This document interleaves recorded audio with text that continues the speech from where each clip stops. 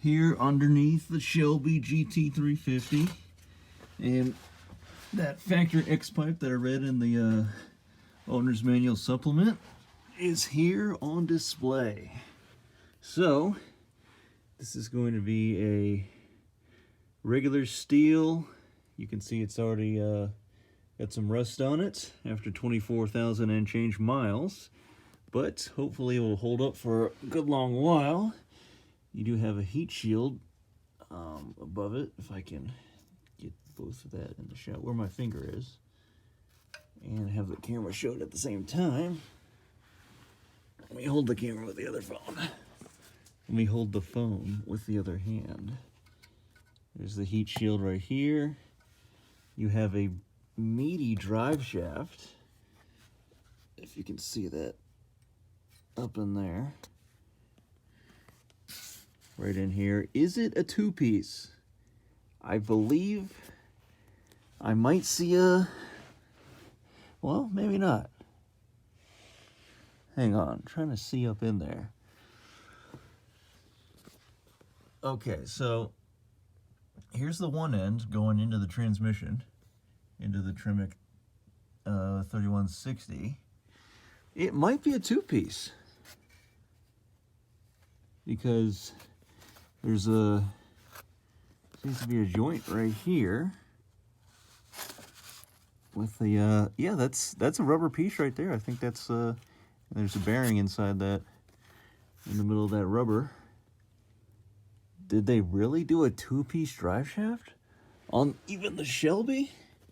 And I can't take you down that far. Let me try. There's the differential, and there's the end of the drive shaft there. I think it is a two-piece. I can't see where it would be bolted because the exhaust is in the way. Because I know on the S197s there's two bolts. It's almost like a pillow block bearing style for the two-piece drive shaft on those. But this, I mean, I guess this one is. You would think it'd be a one-piece. My 95 GT is a one-piece drive shaft. I'll take you up here. You can see up in there, it's we're looking at the underside of the shifter assembly. You can see looks to be an aluminum piece, and then you have the lever that goes from the shifter towards the transmission. That all looks to be pretty beefy. When I was went back to the Ford dealership to talk to the guys, they were showing me on an 18 GT S550, this whole assembly was a lot weaker of a design compared to the S197 Coyote GT assembly. It was like steel on the old one. On the S197, it was aluminum, cheap aluminum on the 18 and up S550 GTs. But look, that looks fairly beefy. That piece right there. That'll take you to, again, it's hard to get the phone up in here and all these tight areas, but that looks like that linkage goes from the shifter to the tranny. And then we do have a transmission tranny mounts. 1, 2, and then bolts 3 and 4 over here. Scrap if dropped. Okay. I'm assuming that's talking about the transmission in its entirety. Don't drop it, or else they tell you to scrap it. A little upwards here. What I've always wondered about these pieces. I've kind of seen this before. This is a rubber piece. I think it might have something to do with you know, noise, vibration, harshness, because it's right here off the exhaust. You do have this flex, kind of a flex joint here, and then this rubber piece.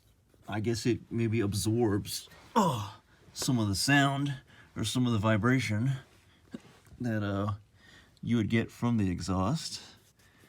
And then right here appears to be the catalytic converter. Of course, you got your O2 sensor here. It is, let me tell you, it's tight space to work if you're gonna work on your own GT350. Trying to get the camera back to get a better view. Now, moving up towards the engine after the catalytic converter, you do have, it looks to be a 4-into-1. If I have that right. Let's try to get you a better view. Is it a 3-into-1? Or is it a... I think it's a 3-into-1. There's a nice weld there.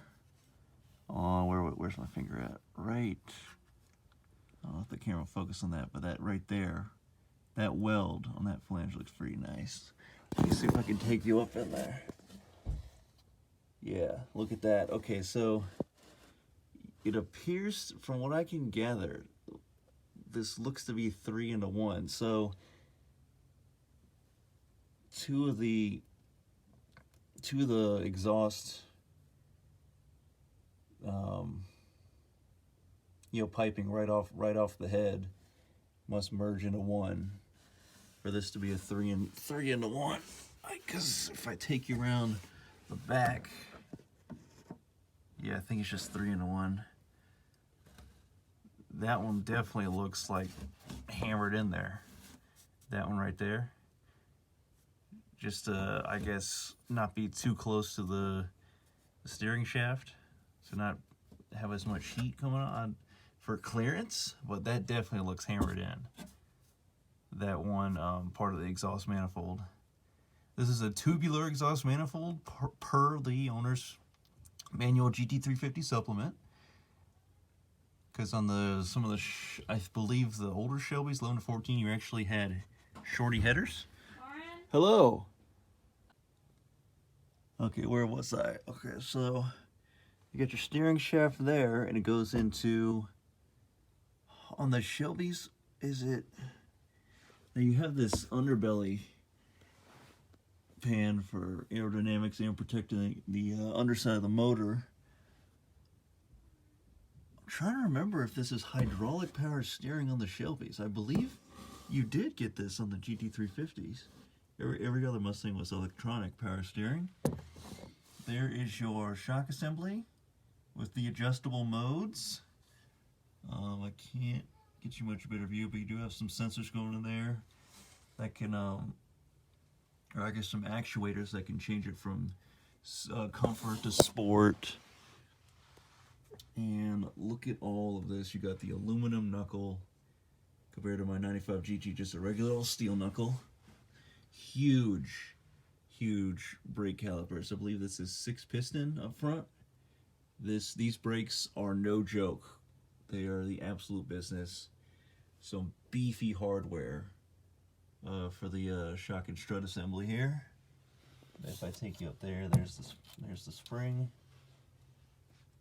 You do have oh, that looks to be an aluminum sway bar and link, and the beefy sway bar is, probably can't even get a video of it, but there is a beefy outer tie rod, inner tie rod end.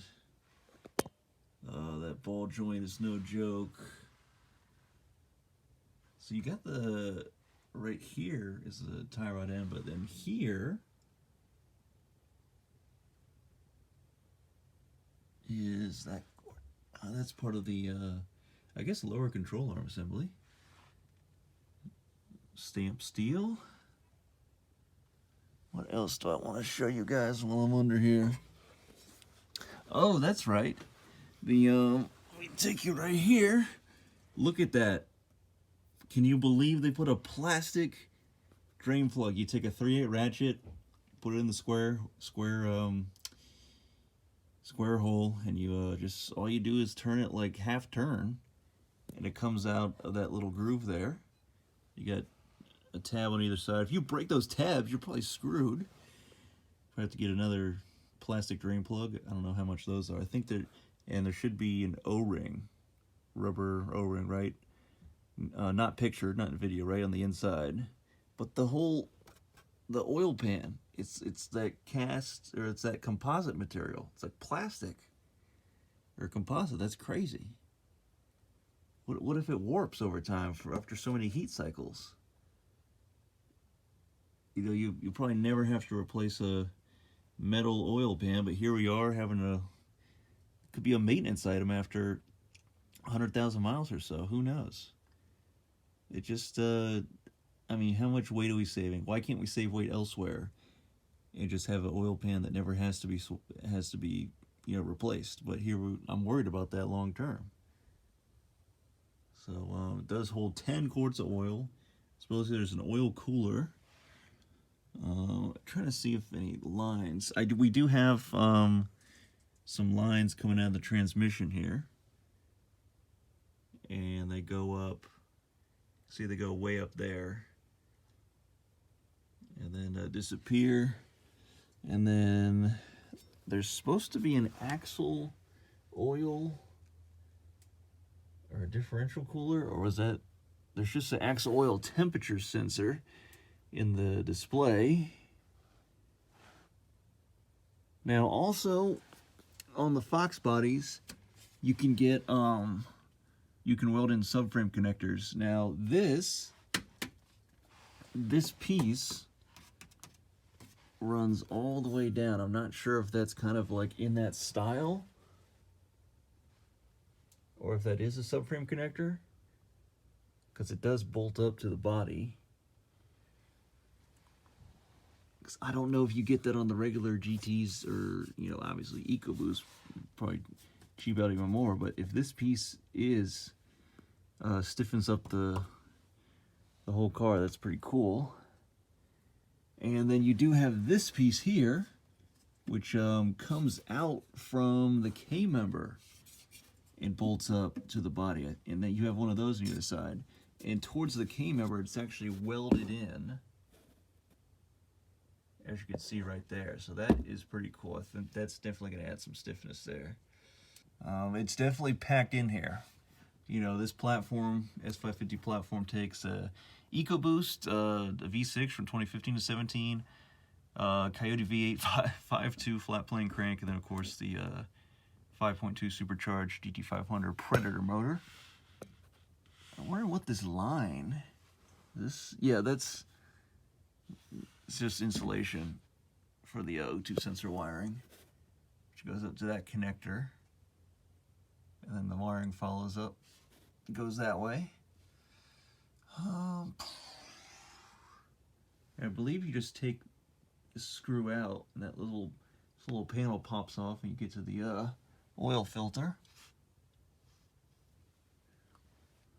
But yeah, this is underneath the GT350.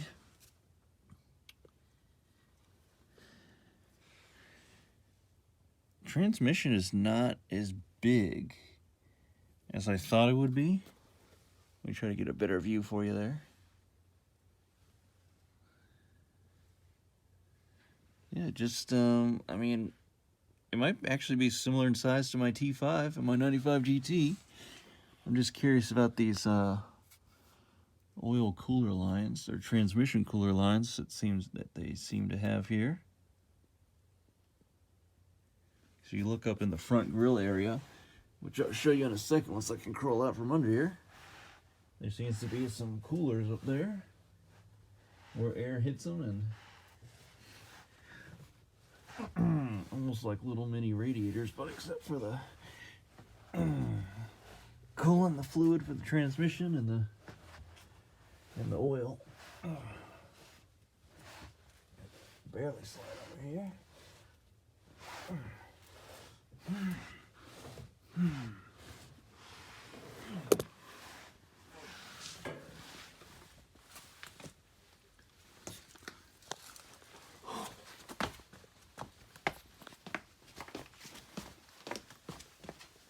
Okay. So yeah, if you go below the passenger headlight, down into the grill area, you can see there's that's either going to be the transmission cooler or the oil cooler. And if you go across, Below the driver headlight, you have another cooler tucked away in there. And of course, if you try to go directly underneath, you're greeted by just underbelly tray. But if I go in there, oh, okay, so this right in front of the driver front wheel is a little air duct. Let's see if I can, yep. So you can see my my fingers in there. Won't focus, but air comes through this part of the grill and goes through this air duct right to the brakes. That is pretty cool. Again, more beefy suspension components. Oh, there's the that's the oil filter. It's the canister style, I guess. So you would replace the paper element inside. Also found on 2016 and 17 EcoBoost F-150 trucks. I would know where I changed the oil on those when I was working at the Ford dealer. And then right above that, you have the alternator. Here's the other air duct. And oh, this, okay, now we finally get a view of the sway bar, the front sway bar. That's pretty beefy. I'm sure there's upgrades in the aftermarket. Yep, that bolts to the sway bar end links. That'll go across the front of the motor, basically. So being that some of these suspension components are steel, on higher end cars, you know, like I guess you could say Mercedes AMG GT, they'll be aluminum, but that's the price point, right? So this GT350 was 62 grand brand new. The money went towards the motor, the trans, the suspension, but at the price point, this is they ran out of money, and you'll get steel components for your suspension, and just long term they'll get rusty. But keep that in mind. Of course, the money went to the brakes as well. Those huge with the Brembo brake calipers, but those huge 15.5-inch rotors in the front, 15-inch rotors in the rear, and look at that. Good pad life left. Very cool, very cool. So that's underneath the GT350. And once it's not so rainy, once it stops being rainy and gross, we'll take the car back out and enjoy it some more. But it's just, again, I think it's overkill in a street application. Let's get a view underneath the back, the rear. You got those adjustable shocks again. In the rear, the spring is separate from the shock. Unlike the front, you do have an aluminum lower control arm. And what else? Big muffler. If you aftermarket exhaust, probably be a more well packaged muffler design, and stainless. Probably get some stainless CapEx, I would imagine, for this platform. Look at that, already some surface rust there on those are the hanger assembly for the exhaust.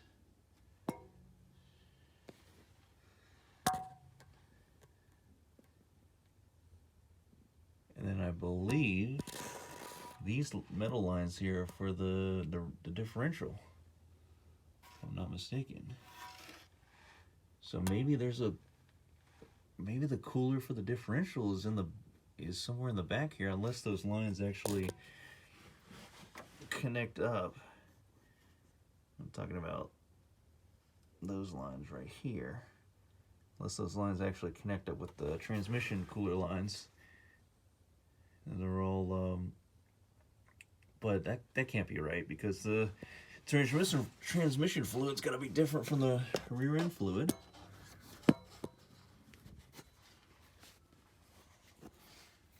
One last look for you. I do like that little, right in our way is the rear sway bar.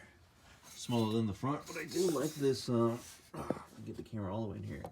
I like this design, or this little bracket for the exhaust, the rear exhaust. exhaust hanger.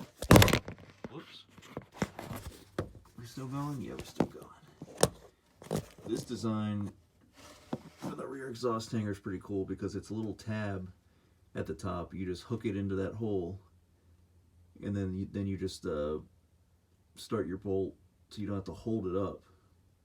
It just sits in that little tab, sits in the hole, and then you just thread your bolt in and then hit it with the impact.